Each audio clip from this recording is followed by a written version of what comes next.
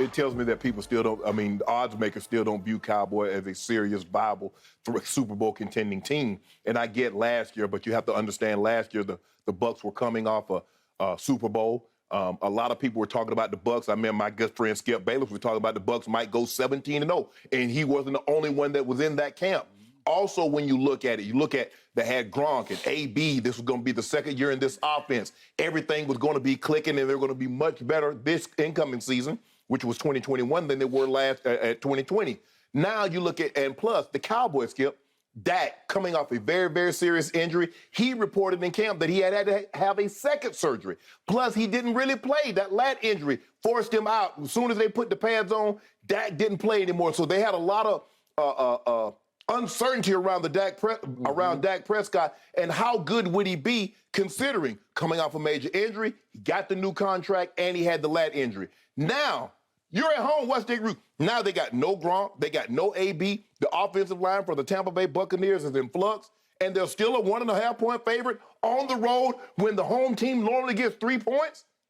What's going on, Skip? What's going on with your Cowboys? You got Dak. Now, hold on. I'm putting my jacket on this one. I feel like a Baptist minister up here. I'm back. Yeah. You know, I went on vacation, so I done went and got the word. I'm trying to figure out, isn't Dak Prescott supposed to be a serious MVP candidate? Supposed to throw for 57 touchdowns, 5,700 yards. We're going to talk about CD a little later. He's going to be a top 5 receiver. Zeke is going to have a resurgence. They got a top 3 defensive player of the year candidate. And you a dog at home? First game of the season? 1.5 points. You get 3 at home. You're normally favored by 3 points at home. I'm trying to figure out, with an MVP candidate, a defensive player of the year candidate, and a top 5 receiving candidate, and you're a dog. Well, damn. You're just a dog, not an underdog. You're a dog. That means you're terrible. You know what it means. And so it's just foreshadowing of things to come. Your season is not going to go as well as you predicted, or as well as you had hoped, as well as you thought. And wasn't Jerry out there just selling? I'm reading all these articles. The Cowboys NFC championship game at the least. That's at the minimum. Damn, you're a dog at home. Tom Brady went away for 11 days.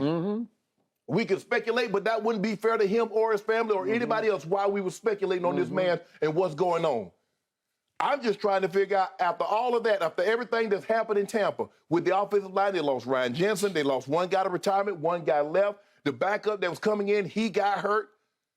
And they're a favorite against the stinking Cowboys, worth $8 billion in sales. And your dog at home to start the season. Guess what? I'm going to come in here Monday, and just how you open, how do we follow that lead in? How do we follow that? I'm going to be that same way next Monday. Watch me. Watch me.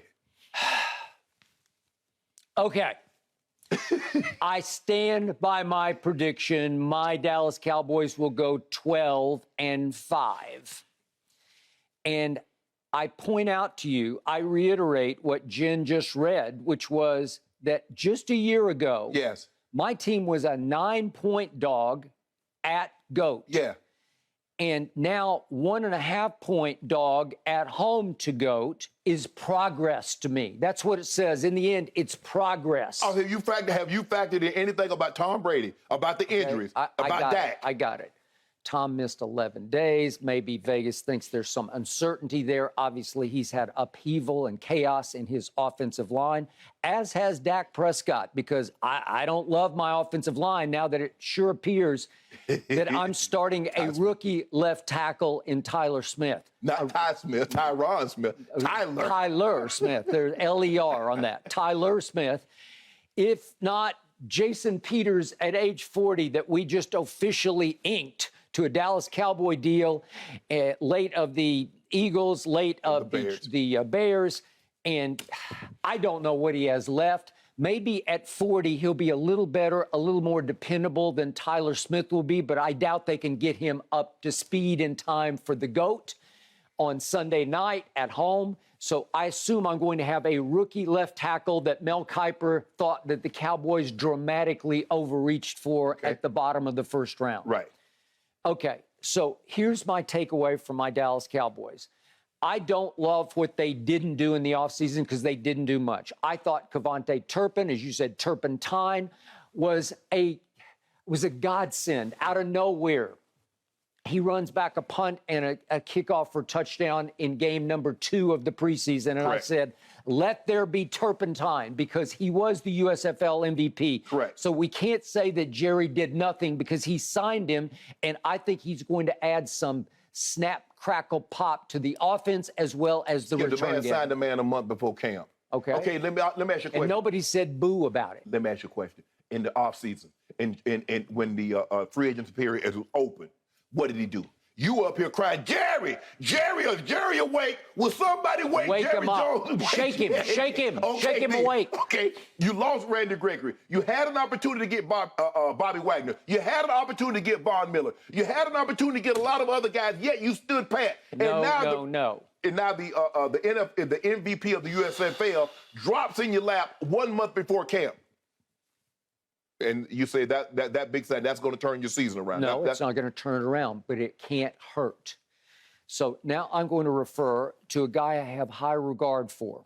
That is Bob Sturm, who writes for The Athletic. And he breaks down the Cowboys the way nobody does, because he does it by film study, X's and O's. Didn't he always write for the Cowboys, right?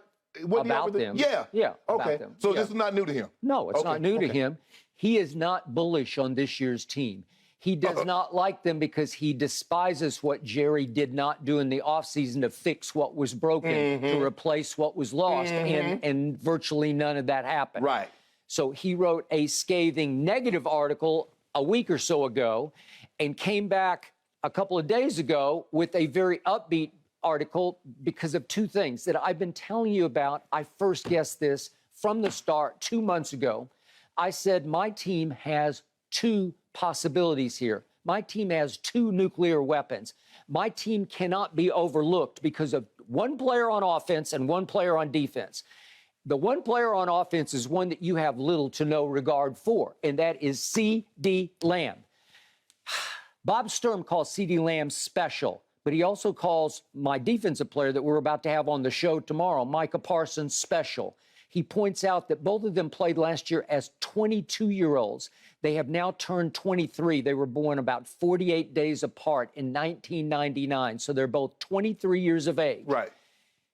In this article, an upbeat article, trying to see the glasses half full, Bob Sturm says that C.D. Lamb is a top 5 receiver in the National Football League who has been dramatically, almost criminally underutilized last year and the year before. And obviously, we agree on Micah Parsons. He said he's nothing but special and is a serious Defensive Player of the Year candidate. I saw the odds last night. He's actually 3rd in the odds, tied with Aaron Donald, behind Myles Garrett, behind T.J. Watt. And yet, to me, he's going to win Defensive Player of the Year. He is a difference maker on defense, and he's going to make my defense a top 5 defense. Well, I'm not arguing that, Skip. Okay. But I'm not arguing whether or not that Michael Parsons is special, because he's legit. He's proven. I don't need to see anything else. I've seen enough his rookie year. He remains healthy. He's going to be. But I don't see special in C.D. Lamb. Okay. He has been criminally misused to me, because I kept beating the table over here last year. You have to force feed him the football. But Dak loved Amari. They had a wavelength. They had a connection. He had conviction when he threw it to Amari because he liked his route running. And yet on the road, Amari wasn't there enough for him. True. Amari doesn't have a big enough heart for me. I believe they got rid of Amari Cooper. They basically gave him to the Cleveland Browns to clear the decks for C.D. Lamb. This is going to be his breakout year. I have predicted it, and he is a nuclear weapon on offense that must be moved around, because obviously he's going to be the clear-cut number 1 receiver. Correct. He's going to clearly draw 2 players everywhere he goes. And Bob Sturm's big point, which is a point I've made to you, is he belongs in the slot a good bit of the time, because he ran out of the slot a good bit in his first year, his rookie year. Right. He is not a good. He is a really good. He is a very impactful, dangerous slot receiver. And the great stat out of Bob Sturm's piece is that last year, Cooper Kupp had 119 targets out of the slot. Right. Last year, Chris Godwin, obviously the GOAT's favorite receiver, had 79 targets out of the slot. Right. Last year, Devontae Adams had 73 targets out of the slot. Right. Because if he's going to get doubled, if you line him up on occasion, maybe a third of the time in the slot, it's just hard to cover somebody in the slot with two. You can try, but when you have more field to work with, obviously, it's harder to take it away. Well, if you double in the slot, then I can identify a lot easier outside that I'm single covered, and I can work some magic out there. CeeDee Lamb was in the slot 47 times. So again, Cooper Kupp, 119 slot targets to 47 for CeeDee Lamb. Cooper Kupp spent the majority of his time in the slot. Not always, though. No, but I mean, we both agreed he is a legit outside number one receiver. Here's the thing. Cooper Kupp had 200 targets. He only had 119 in the slot. So 81 is a lot. But I'm saying the majority of he lines up the majority of the time. Can he play outside the numbers? Yes. But the majority of the time, Cooper Kupp lines up in the slot. CD spends the majority of his time lined up outside the numbers. So now when Gallup goes down, Skip, because it was Gallup and Amari outside the numbers, CD works the slot. Gallup goes down, now all of a sudden you have to bump CD outside the numbers, and so now Cedric Wilson gets bumped to the slot, which Cedric Wilson performed very well in the slot. You lost him. He left in free agency. That is correct. So I've been telling you CD or bust, and it's not going to be bust because CD is going to rise into top 5 receiver No, you're hoping. No. I'm not hoping. I'm predicting. I already said it. I was way ahead. Everything that Bob Sturm wrote, I've been telling you for 2 months sitting in this chair. Well, I've been telling you for 2 years that Amari Cooper is not better than Justin Jefferson, who was selected after CD. I keep him. But was better than CeeDee Lamb, and Jefferson went after. Now, I'm just trying This year, the tables turn. This year, he will be featured. You realize, Sturm points out again, CD ran 44 routes against the San Francisco 49ers in a home playoff game and caught 1 ball. Yeah, that should tell you something. Whose fault is that? That top 5. That is Kellen Moore's fault. That is Dak Prescott's fault. He wasn't That is open. Mike McCarthy's fault. Nope. Okay, let me ask you a question. Feature, force. Skip. So Force you do feed. realize that when we force feed you, if somebody is regurgitating the food that you're feeding them, which means they're throwing it up. So if he regurgitates the ball that I throw to him, CeeDee Lamb, with a certain number of targets, had the second most drops behind Deebo Samuel. So what am I supposed to do with that? So if I increase his targets, that also increases his drops. You do understand that's how this works. That's not how it works. Okay.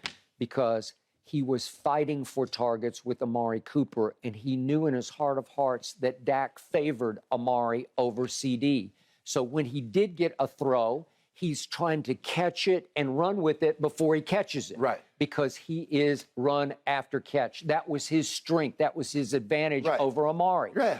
That's where he is a terror on the football field, so he started running before he caught. Okay. That will be over. Because he'll know he can now trust, I'm the guy, I'm the man in Dallas, and I don't have to run until I catch it. That's what's going to happen. He will not lead the league in drops this year. He will up his targets. He will up. Every category will be up, except drops will go down. But Skip, with that being said, look, I get it. Devontae had all these targets, had all these catches, but Lazard was a solid receiver. Now, you're asking Noah Brown, you're asking Jalen Tolbert, you're asking guys that didn't have the greatest preseasons to come in and say, you know what? We're going to need you to take some of this pressure off of CD because CD is going to get doubled. He's going to get the number 1 dog, and then when that's not working, we're going to run buzz coverage up underneath him, or we're going to bracket him with the safety. Yeah. So now you guys go beat one-on-one coverage. So how many times do you think Noah Brown has beaten one-on-one coverage? All those guys are just guys. Oh, okay. JAG's just another guy, just a jag. Yes. Except for Dalton Schultz, you did not bring up. Oh, I like Schultz. I like Ferguson. I believe they'll spend a lot of their time in double tights. And Ferguson's a rookie out of Wisconsin who made all Big Ten. And every time I looked up in the preseason, he was making football plays because he's a football player. He's tremendous runner. I like him. I like him a lot. Okay.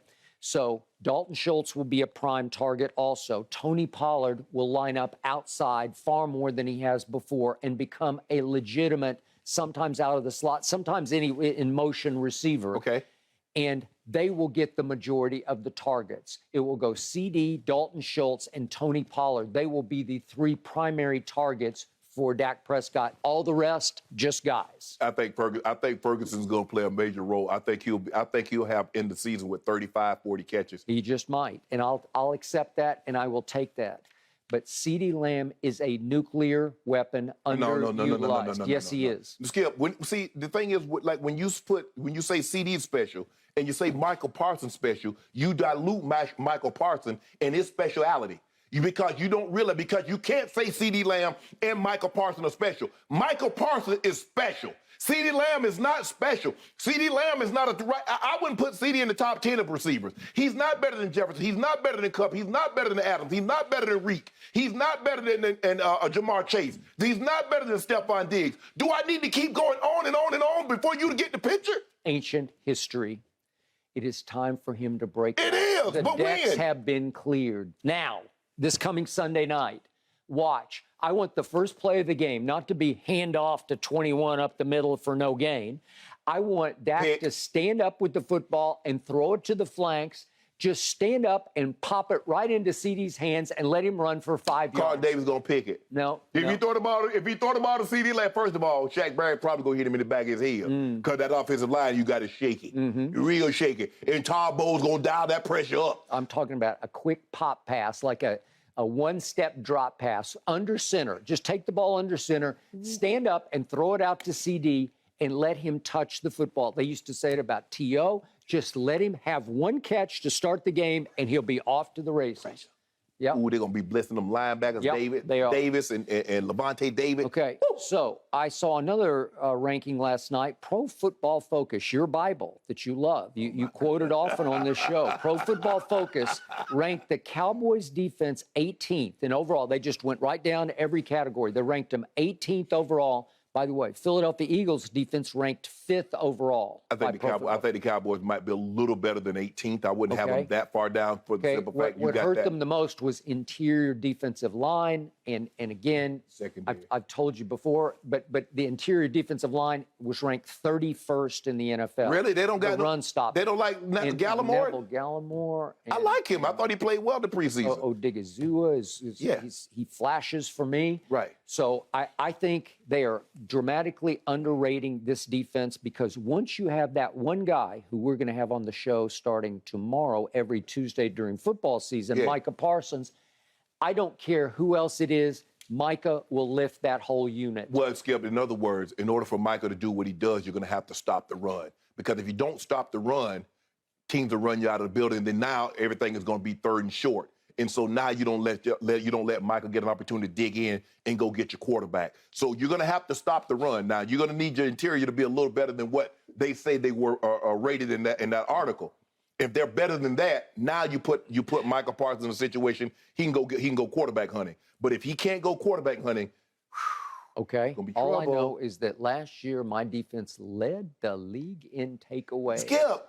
All I know is that last year, in a third-level defensive stat called DVOA, defensive value over replacements, my Cowboys were number one. Yes. That indicates something was really good about the defense, and it started with 11 from heaven. But Skip, think about all the historically great defenses that's never been able to replicate. If you go back to the Bucs, if you go back to the Ravens, if you go back to the Seahawks, only you got to go back to the 70 Steel Curtains to find a team that led find a defense that led the league in takeaways in consecutive years. That's 50 years. Now, what Cowboy player?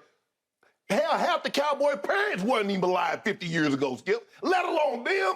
So that's how far you got to go back to find a team that's led the league in consecutive years in takeaways. And you talk about your Cowboys, your stinky Cowboys, who has one player. You got one player that's a must-have. I got two. Who? I got two superstars. Who? 88. And would you believe that I had the foresight this offseason to purchase 2 new jerseys? I purchased an 11 and I purchased an 88. And that should predict to you what is coming. Okay, well, tell me what happened to the old jerseys that you purchased, 4 and 21. Why don't you tell me what happened to those numbers? Everybody says that Dak's in the best shape of his life, and so is Zeke. So maybe Zeke's going to have one last hurrah of a bounce-back season. I don't know, and I don't really care, because I believe it's going to come down to Dak and CD for how far this offense goes, and it's going to come down to Micah Parsons for how far however far he can carry the defense is how far my team will go. Well, you better. And I got him winning 12 games. Well, you better be third and long. You better stop a team's run, because if they're not, you can't stop a team run, they're going to neutralize Michael Parsons. It's hard to rush the quarterback when it's 3rd and 3.